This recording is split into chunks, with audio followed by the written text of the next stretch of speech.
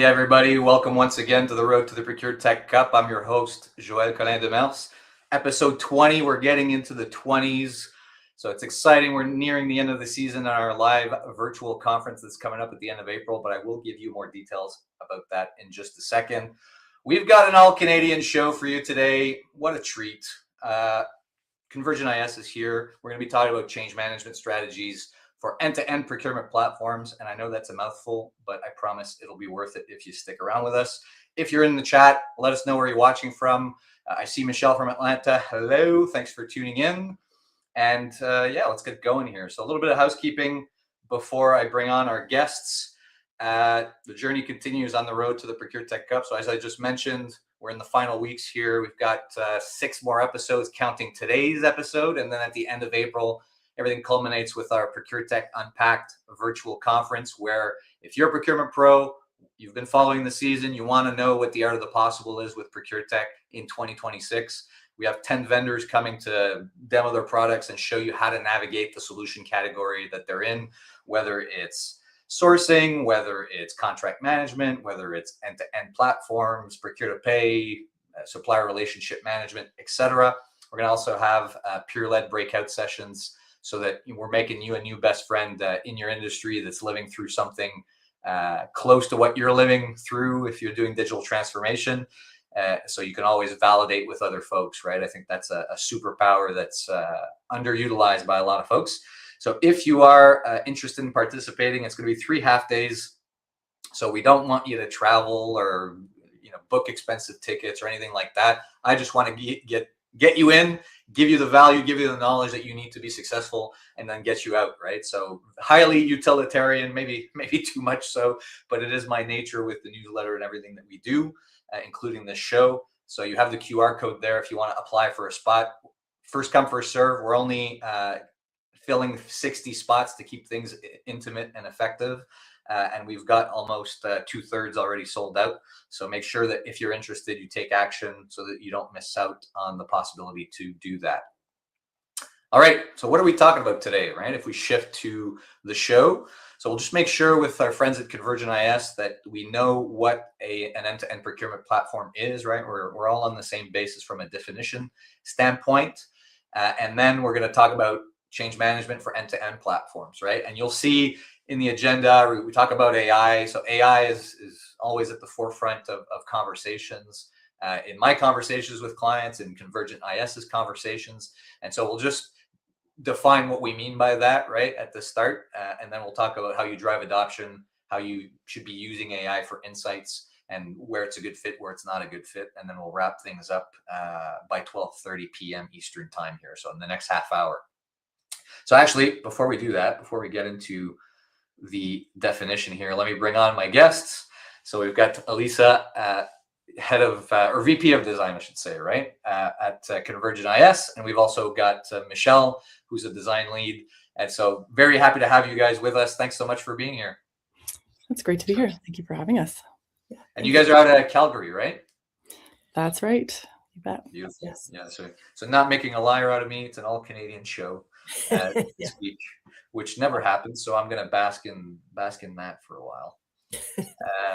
All right. Well, Elisa, just before we get to the main topic of conversation, I wanted to put this up, right, and get your take on it as well. So I define an end-to-end procurement platform as being something that allows you at various degrees of maturity or capability, but to support the entire procurement value chain on the backbone, a backbone platform, technological platform, right? From spend analysis to sourcing, CLM, procure to pay and accounts payable, managing supplier relationships, and then more recently also dealing with intake management, dealing with process orchestration between these various capabilities or sub-processes in procurement, and then also being able to leverage agents, leverage intelligence, artificial intelligence on the platform in various ways as well.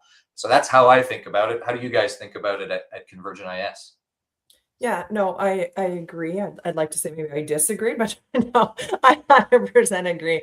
I think we're seeing it from really kind of, as you mentioned, the demand identification. So right at the beginning, from the intake of the business request, and then how that flows through all the way at the end to, as you've got accounts payable, and inclusive of that is supplier performance management. So how are we managing the suppliers and tracking their performance throughout that end-to-end cycle? And I think as you're talking there, one other thing comes to mind is like, on the show, in past weeks, we cover a lot of like the best of breed solution categories in each of these boxes. And so I think another aspect of platforms that's interesting is the ability to be able to mix and match or bring in different best of breed solutions to maybe fill into one of these spots, right? If you're looking for deeper functionality, but to weave it into that end-to-end process, right? Yeah, for sure. And I think that's where you do see some that have a lot of depth in certain areas, and how can you absolutely like have that across the platform, and what can you do to gain insights and really help expand that Beautiful, in beautiful. your And just data. as we lead into your vendor intro, I just want to shout out to folks in the chat. So Nabil's watching from Vancouver. We've got Corey in New York, Adrian in Ireland. So an international episode, which is always great. But yeah, let us know. Like, Convergent IS, you guys have been on the show before. We have a QR code down here if folks want to go through the longer explanation of the scope of what you guys do. But I'd love to hear, the cliff notes of who Yeah. Convergent IS is. Sure. So as mentioned, we are a Canadian headquartered team. However, we are global. We do have a global presence, so with people across the world, and that really helps us support customers as they operate in various parts of the world. So we've got that support for customers in Australia, Europe, Asia, for example. And so as part of that, we've got 99 team members. I'm going to punch through to the 100, I think, as you mentioned, Joelle. Any day now. Yeah. Any day, yeah, right. With a pretty significant combined over 600 years of experience. So one of the key things that we like to talk about is we do have a depth of background in many consulting firms. And why is that important? And it's really important that our customers, we're not just a general technology vendor, but we've worked with, we understand enterprise procurement, SAP environments, and complex business processes very deeply. So that experience is a big part of why we're able to deliver outcomes quickly and reliably. And I think in your role, Alyssa, right, like when we were talking, if I understand correctly, like you both have a product hat, product road mapping hat, or like product ownership hat, but also, a client design and delivery hat as well, right? And I don't see that too often because they're two big, top hats, if I can visually put it out. So how do you reconcile that? And like, why did you guys choose to do it that way? I think it gives us a lot of really great insight. So what I really love about it is we're both client facing. So we have that direct touch point with our clients. We can understand what's working well, what's not working well. And then as a result of that, we can take a look at, okay, well, what do we need to either redesign or enhance or add as new features? So having that direct insight from the customers, I think, is extremely valuable and really helps us level up our product and continue to grow and enhance it and support our customers. So I think it's really key with the way that we operate and the features that we can deliver to our customers. And not to lead the witness here, but is that part of your unfair advantage? Sure. Yeah. I think one of the things we do like to say is we do have an unfair advantage in comparison to some of our competitors. And I think part of that is around our native SAP integration. So we've really deep experience within SAP. And so that means customers don't have to compromise their core system. So we can deliver that seamless experience. And if your back end is SAP, we integrate directly into other systems as well. And then extend those processes safely. And so the other piece is we do have other integrations. So if you're running your reporting on and you want to keep using Power BI, for example, we've seen some clients that want to do that because that's their, reporting arm. We can integrate with that as well and manage that reporting aspect for you.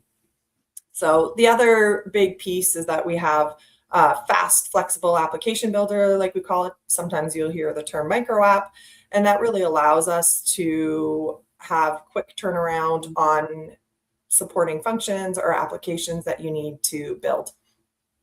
The fourth one on the list here is APQC, aligned processes, which is a acronym around helping the customers accelerate adoption. So making sure that our solutions align to those best practices and ensure improvements are grounded in those proven operating models. We've already talked a bit about the deep talent and experience and having that cross-functional design component. And then the other one that we're really proud of is our high levels of customer success. So as you can see on the right with Ben Matters, we've got a customer satisfaction score of 9.7. And I think that really speaks to how well received our products and our services are in the marketplace. And I, what I'm hearing through this list as well is like tech right at the beginning, but also APQC, or the American Productivity and Quality Centers, like process out of the box, right? That's a part I like to pull out sometimes. Process, and then people, right? So to me, you're looking at it really through the how do we deliver an outcome and not just tech, which is definitely a good way to think about it. Yeah. But I think time is getting ahead of us here, so let's get to the main conversation. And if people want to learn more, you have the demo QR code as well, and the recording will be available on our YouTube link, which you can also get to if needed. And so change management, right? So end-to-end procurement platforms. I've seen your content. There's a lot of talk around AI, and I'd love for you to preface like what we're going into here, right? Like artificial intelligence, from my perspective, is a set of tech capabilities that allow you to get to business outcome. And so is an end-to-end procurement platform. And you're probably getting both at the same time with something like Convergentis, right? So is that how you guys think about it, and why you're leading the conversation these days with AI? Yeah, for sure. I think we wanted to present it from a bit of an AI lens. However, I think it's really important, and thanks for calling out, that the practices apply whether you're implementing AI or whether you're not. And I think that's part of the change management. And recently we've seen a bit of a shift and a misconception that if you just add AI, everything becomes touchless and that you don't need to focus on some of the underlying foundations. And so that's part of what we want to go through today around why change management, we believe, is still really important, whether you're implementing AI as part of an end-to-end process or procurement process, or whether you're just implementing a solution that doesn't leverage AI. So you're saying magic bullet thinking doesn't work yet? I don't think so. I wish it would. But I think one of the key points here is that if a process is broken, sorry, just to touch on this, or inconsistent, AI is not just going to magically fix it. I think going back to your magic bullet, it just really accelerates the confusion. Yep, that's right. And I've always compared, artificial intelligence is automation with a bit of leeway, right? Like in previous generations of automation, say robotic process automation, like you need to have really rigid rules and really rigid steps and workflows. And what an LLM and having AI infused into a process allows you to do is allow it to operate with ambiguity.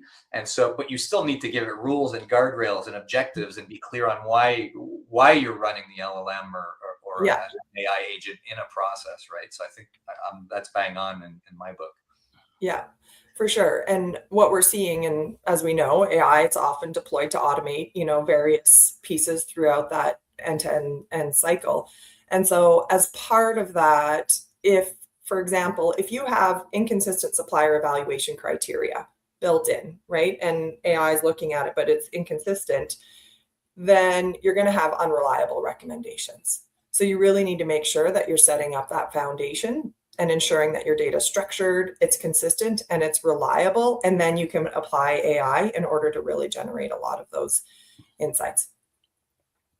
And so, and you like the way you lay it out here as well, right? It's like use case based, right? Like not just letting AI loose across the entire P2P process or source to pay process, but more being very mindful about where you're using it, why you're using it, and then deploying in consequence. Yeah, for sure. And on this one, I think the solutions, they look great in demos. And so we've seen, it's going to be touchless. There's some flashy outputs. And what I would call black box decisions, which translates into low adoption. And so the user sees the recommendation coming out of the tool, but they don't necessarily see the factors. So they don't know why. If we take a look at supplier evaluation, what went into those decisions? Was it price? Was it past performance, like delivery history? So really having to also understand why those decisions were made. And so if they don't understand how that decision was made and the recommendation, they're not going to trust that at the end of the day. And that's when I think adoption will drop. And from a change management standpoint, like what you describe, it's like explainability, right? Being able for the user to understand what the thought process was and get walked through it, get to that decision. Like, you find that's a key to being able to do change management in these contexts?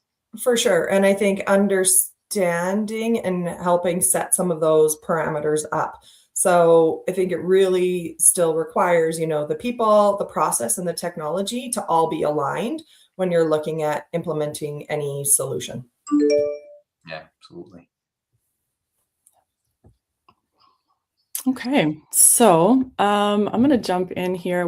So far we've talked about some of the misconceptions with AI and why AI initiatives sometimes fail. So we want to shift now into let's talk about a better approach for implementing AI. And we found that it comes down to these 3 pillars. So the first is setting the foundation for AI. So what should be in place before you're going ahead with an AI implementation? The second is driving adoption. So as we know, even the best AI tools are going to fail if no one's using them, right? So we're going to talk about some ways that we've had success in that area. And then third is using AI to generate meaningful insights. So we're going to focus a little bit on how AI can support better visibility and stronger decision-making. But yeah, we'll start by jumping into this first pillar here, setting the foundation for AI. So at Convergent, we have a really strong user experience focus. We really like to engage with our end users, find out what are their pain points, take a look at their current workflows. How can they be improved? How can they be standardized? And this is really important for AI outputs to be meaningful. We also really like to make sure that we have that success criteria defined. So what are we trying to achieve? And this is going to help us to measure if the project was successful or not. The other piece of this is building trust. So like I said, we like to regularly engage with our end users. And so not only is that gaining some valuable insights, but it's also helping them to feel heard and validated. And we have found that this really helps to build trust. And when users feel like they can have input in their future processes, that encourages them to take ownership of the tool. And that's going to just naturally increase adoption. We found sometimes it even helps create champions for the product. So then they'll turn around and they're going to be encouraging others to adopt it as well. And it seems, I think offline we had discussed like an example of this, right? Where it seems like what you're saying is even if you're doing artificial intelligence functionality on an end-to-end procurement platform, like it still needs to be bottom up in terms of adoption. And you had given me the example of like coming in to implement an intake process where the old intake process was email based, right? And the requesters were really fine with the old intake process because it was really easy for them. They just sent an email off, right? So exactly. How does that example kind of fit into to setting these foundations? How did you guys do that?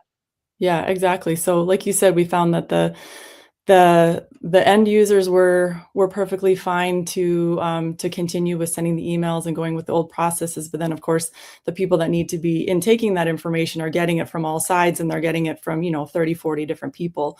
So obviously, things needed to be streamlined. So we found that it really helped engaging them early in the process. Even part of training is like taking that opportunity to help explain this is why we need to streamline, and this is how things are going to add a lot more visibility for you, add a lot more clarity, transparency to the process. And then that can help them with adoption because they can see how it's going to benefit them.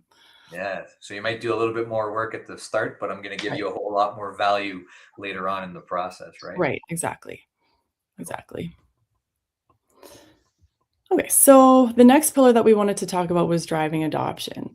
And at Convergent, we found that it can actually really help to start in one focused area. So if you get in and deliver something valuable in a relatively short period of time and you get those quick wins, that can really help with building momentum. So then they start to get excited about what else we can help them with. Obviously, we want to make adoption easy. So it's important to, obviously provide an easy to use, intuitive product, something that doesn't need a lot of training. But we have found that it's good to be including training in the process. Like I mentioned, not only is it a good opportunity to communicate some of the value that they're going to be getting from the product, it can also give them an opportunity to ask their questions, which is important as well because change is hard, right? And so when those end users are feeling like they're heard, like the product is genuinely going to address some of their needs, then that's going to really help encourage adoption. And just from it sparks a question for me, right? In terms of like licensing, right? Because we're talking about end-to-end procurement platforms, like big system, lots of functionality, lots of processes, lots of users impacted. And I'm on the same wavelength you are, which is like, hey, let's start with a little sliver of that, right? And maybe the vision is getting to the end-to-end procurement platform coverage, which we covered actually with your colleagues in a previous episode around deployment planning. But I'm wondering if like, what questions should viewers ask potential vendors when they're trying to realize this end-to-end platform vision that would help them understand whether it's even a possibility to do this, right? Like, do I have to buy the whole thing before I can do a use case, or is my vendor actually structured to enable this change management approach, right? I'm wondering if you have any perspectives on that. Yeah, I can jump in. I think, yeah, it is around what are the biggest areas that they can focus on from a win perspective. So either that can be shortest time to implement, or it could be most value, right? So looking at it kind of one of those two ways, and then focusing in on that specific area and drive that value, and then move on to the next area. So kind of doing it in a sequence we found has been really beneficial and has really helped drive that adoption as well. And even though you're proposing an end-to-end platform, like they don't have to buy the whole thing to do that, right? They could probably Exactly. like Yeah, you can take a look at the specific use case that is most valuable to implement, and then manage it through that, and then focus on it through the rest of the process. I think the other point I really want to touch on here from a training perspective too, it's not so much like how, and Michelle touched on this a bit, how to use the system. It's really on the why and how it's going to benefit them to really drive that early adoption. And then they'll see that. But what we've experienced and heard is that tools are just, kind of thrown at end users, here, go use this, but they really don't know why they should be using it or how it's going to help them, even though it might be really easy to use. But then they're not using it because they don't understand and they don't have time to necessarily figure out the why they should be using it. Yeah, that's a great point, right? Because I think the promise of like better technology supported by artificial intelligence is that the need for training, like the training gap, so to speak, becomes smaller, right? Because it's a conversational interface, because the user experience is better, because you don't need to memorize T codes if we're living in SAP world, right? Yeah. But that gap is still there, right? And to your point, like why and what are in that gap, and people need to understand the why and the what, even though it's really easy to use, right? Exactly. Yeah. And I think that's all part of the change management and really setting up that product for success. Beautiful. All right. And so, the last pillar we wanted to touch on is using AI for insights. So one of the most valuable roles AI can play in source to pay is helping teams identify things they might otherwise miss, right? So it's great at scanning large amounts of data, flagging risks, highlighting anomalies. And we found that by surfacing these insights early, AI can really support with faster decisions so that procurement teams can then focus their attention on the areas where they truly require that judgment and that action. But like I mentioned earlier, we just want to make sure that we're maintaining that balance. So making sure that there is human oversight on some of those critical decisions, especially when we're talking about significant spend or potential business risks. So we want AI to be acting as a decision support partner. So something that's helping teams to move faster and achieve better outcomes together.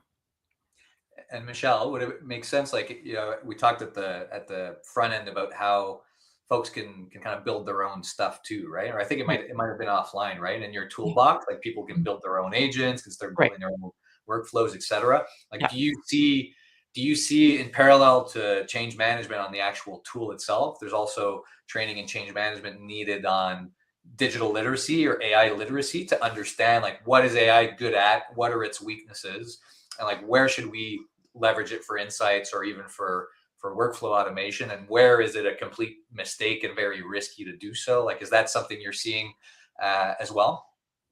Yeah, definitely. I think it's very good to include that education piece. I think it can be easy to see AI as that magic bullet that can just take care of everything, but it is really important for people to be able to see that there's some pieces that it's important to maintain those human touch points, and there's others where AI can really shine and can help with some of those things like flagging those risks and highlighting those anomalies, and people don't always know that intuitively. So it's great to include that education piece. Yeah, especially if you want to live in a future where you're like, allowing people to build micro apps and they haven't traditionally done so, right? Or like, and considering the data inputs, considering the guardrails that may or may not be in place, right? And Yeah. how that shapes your outputs. Mhm. So I'm glad you're seeing that out in the field as well, of like that being a key to success. Right. Yeah, so at least I know we're already coming up on time here. It goes by so quick. What I know you had a couple closing takeaways for us here. Yeah, I think just a few quick things that we covered is really around setting the foundation, really, and what that means, understanding and standardizing those business processes and engaging users early on to really build that trust, and then driving adoption through that. And by also focusing on those quick wins. So what can you deliver quickly? And then, as we talked about, making the tools easy to learn, making sure that they are intuitive, but really focusing in on the why and the how they want to use those tools or need to use those tools, and then apply the AI where it enhances insight. So we don't obviously want to replace judgment. We want to enhance that and still have those human touch points. And I think the big goal is really having trusted and confident decisions at the end of the day. And that's powered by people and AI together. Yeah, and illustrates why there's still that training and or change management gap that needs to be filled, regardless of how easy the technology is to use, right? Yes. Yeah, for sure. Very cool. Very cool. So I didn't prompt people in the chat for questions this time around, but if there are questions, we have a couple of minutes left on the show. So if you want to ask a question in the Convergent IS, you still got the opportunity to do so. I saw as well Panos saying hi from Paris, Sylvia from London, and Tasneem from Calgary. So thank you for tuning in here as we wrap things up. As I mentioned every week, right?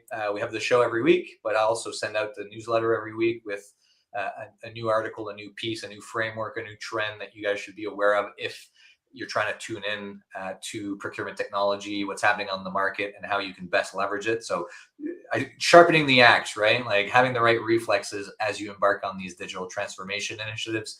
That's what the newsletter is for. So we've got the QR code if you're not already reading. And I know you guys at Convergent IS have prepared something new, a new asset that you wanted to share on the show as well, right? Yeah, for sure. We have this AI readiness tool. And so if you scan that QR code, it will ask you a short assessment and will help you assess, are you ready for AI as it relates to supply chain, and allow you to benchmark that against your peers as well. So really great little tool for you. And I would imagine that's on all aspects that we discussed today, right? Like it touches probably on data, on process, on people and competency and literacy level and all this good stuff. Yeah, for sure. So go ahead, scan that QR code and get started with your readiness check. Beautiful. So thank you very much, Elisa and Michelle, for coming on the show. I appreciate it. I know it's early. It's early at the other side of the country, but I do appreciate you guys coming on. And I hope you had a good time. And for everybody watching in the chat, thanks so much for being here as well. If you're watching the replay, you know where to find us next week. and we'll talk again soon. So thanks, everybody. Thank you. Thank you.